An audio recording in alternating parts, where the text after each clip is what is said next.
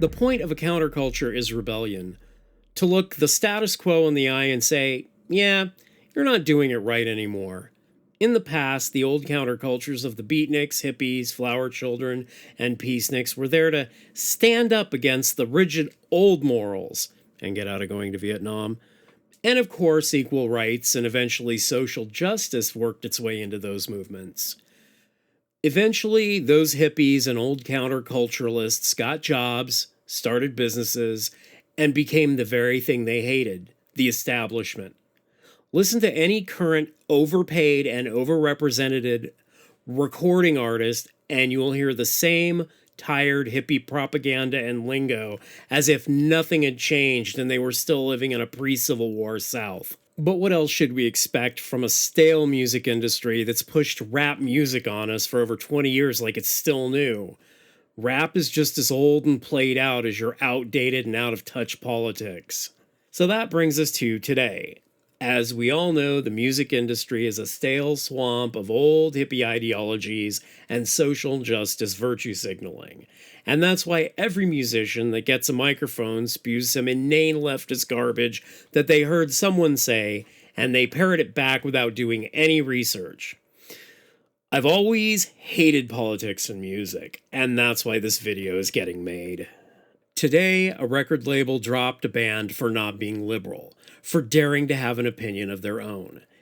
In an interview with Austin, Texas psych band Dream Machine, they dared to speak a non-leftist opinion.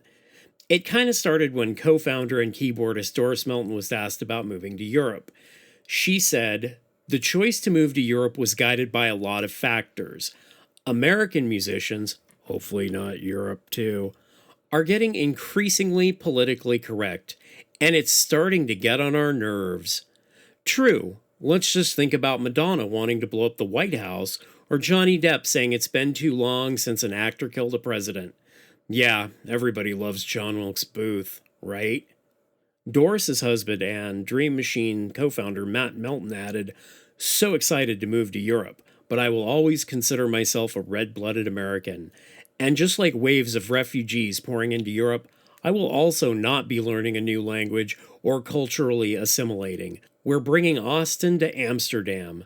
These two are a couple of savages. I gotta give it up to them, though. I mean, aside from this platform, I wouldn't speak this openly about my actual thoughts. Matt added, "Whatever happened to being punk?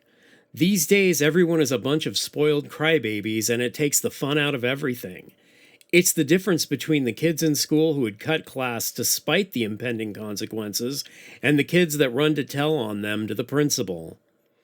You guys might not believe this, but as a kid, I used to cut class quite a bit. It was the first of many rebellious acts in my life. It was just an unspoken law at the time that if you ratted people out, you were the lowest of the low. I might also remind you of an old saying, "Snitches get stitches." Matt continued, "I can't help but notice how this entitlement stems from the warped reality of the iPhone generation, a generation of adult tattletales." If you're not sure who he's talking about the everyone gets a trophy douchebag millennial generation. So the triggering continued when Doris commented on illegal immigration and said, "ICE is just doing their job, and I'm glad they're finally starting to work on deporting criminal illegal aliens too." Well, this was apparently considered hate speech by their label, but they completely ignored the part where Doris is a Bosnian immigrant who came to the US and said, "It took ages for me to get my green card here legally."